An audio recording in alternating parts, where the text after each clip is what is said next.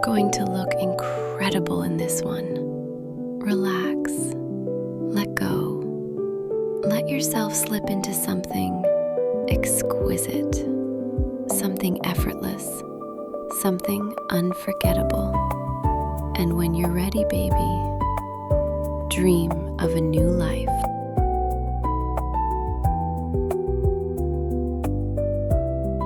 My Best Friend's Girlfriend by Catherine Serafina. Chapter 14. When Garrett picked me up, I was dressed in casual but classy attire. A fitted blouse and tailored slacks that hugged my new figure perfectly, paired with elegant flats. My tote bag matched the outfit and carried everything I'd need for the day, including the bikini I still wasn't thrilled about but had grudgingly packed. The drive to the country club was quiet, but less tense than last night. I'd shoved my frustration aside, knowing I needed to focus on selling the happy couple act with Garrett's parents. When we arrived, the sheer grandeur of the country club hit me. The perfectly manicured grounds, luxurious pool area, and elegant building were straight out of a lifestyle magazine. We were directed to the restaurant, where Malcolm and Nora were already seated on the patio, overlooking a beautiful view of the golf course and gardens. They stood to greet us, both smiling warmly. "Ksenia! Garrett!" Nora said, stepping forward to hug me. "So lovely to see you again." "It's great to see you too," I replied, returning the hug with ease. "You look stunning, Nora. That scarf is beautiful." Her smile widened as she touched the silk scarf draped loosely around her neck. It was a vibrant blend of blues and greens, adding a perfect pop of color to her outfit. "Oh, thank you. I picked it up during our trip to Florence last year. There's this little boutique near the Ponte Vecchio that I just fell in love with." My eyes lit up, genuinely impressed. "Florence? That's incredible.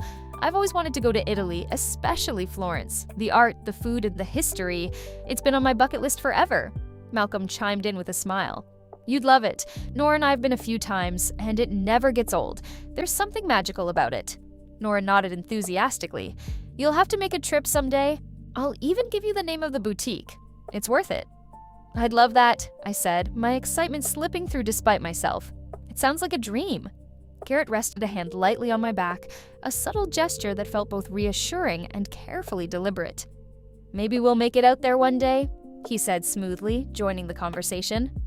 "Oh, you must," Nora said, clearly delighted by the idea. "It's such a romantic place. You two would have a wonderful time." I felt a blush creeping up my cheeks, but managed to keep my smile steady. "It sounds amazing. I'd definitely love to visit someday." With that, we sat down at the table, the conversation flowing easily as we looked over the menus. Complimenting Nora on her scarf had been a simple gesture, but it had broken the ice and given us a warm start to the meal. Despite my lingering irritation with Garrett, I found myself settling into the role of Ksenia more easily than I expected. Lunch was off to a promising start, and I found myself surprisingly at ease talking with Nora. She was easy to talk to, kind, personable, and brimming with stories about her travels and charity work. It was almost enough to distract me from the rest of the day looming ahead. Almost. Midway through the meal, though, my attention shifted. I couldn't help but overhear Garrett and Malcolm's conversation growing more animated. "Come on, Dad," Garrett said with a teasing grin. "You know you haven't beaten me in tennis in years," Malcolm scoffed, leaning back in his chair. "That's because you always cheat. Those line calls of yours are dubious at best." Garrett laughed, shaking his head. "Dubious? Please, I'm just faster than you, old man." I blinked, surprised by the revelation. I hadn't realized Garrett even played tennis, let alone regularly with his dad. "Well, since you're so confident, why don't we settle it today?" Malcolm said, his tone turning competitive. "A game on the courts after lunch? What do you say?" Garrett nodded, clearly up for the challenge. "Fine by me. What about you, Ksenia?" Malcolm turned to me with a raised eyebrow. "Care to join us for a match?" Before I could even think of a response, Nora interjected, waving a hand dismissively. "Absolutely not. I'm stealing her for the spa. You boys can run around on the court all you like, but we're going to relax." Her words took me by surprise.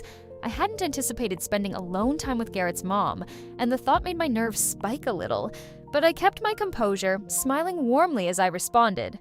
That sounds amazing. I'd love to. Nora beamed, clearly pleased. As lunch wrapped up, we said our goodbyes, splitting into our respective pairs. Nora and I hugged Garrett and Malcolm, but as I was pulling away, I saw Malcolm lean in to kiss Nora on the cheek. Garrett's eyes flicked to me, and before I could react, he leaned in and kissed me. For a split second, I froze. I hadn't even considered this.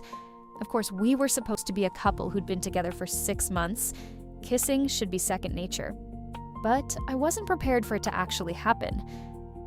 I could have pulled away. I could have made a scene. But instead, I gave in and let it happen. It wasn't a quick peck either. Garrett leaned into it, one hand settling lightly at my waist as his lips met mine. The worst part? It wasn't bad at all. In fact, it felt annoyingly normal. When he pulled back, there was a faint smirk on his face, as if he knew exactly how flustered I was. "Have fun at the spa," he said casually, giving my butt a light, playful pat before turning back to his dad. My cheeks pink, I forced a smile, nodding as I turned to Nora. "Ready? Let's go," she said, grinning, linking her arm with mine. As we walked off toward the spa, I couldn't help but steal a glance back at Garrett. He was already deep in conversation with Malcolm, looking completely at ease. Meanwhile, I was still processing what had just happened. The scary part wasn't that they believed us.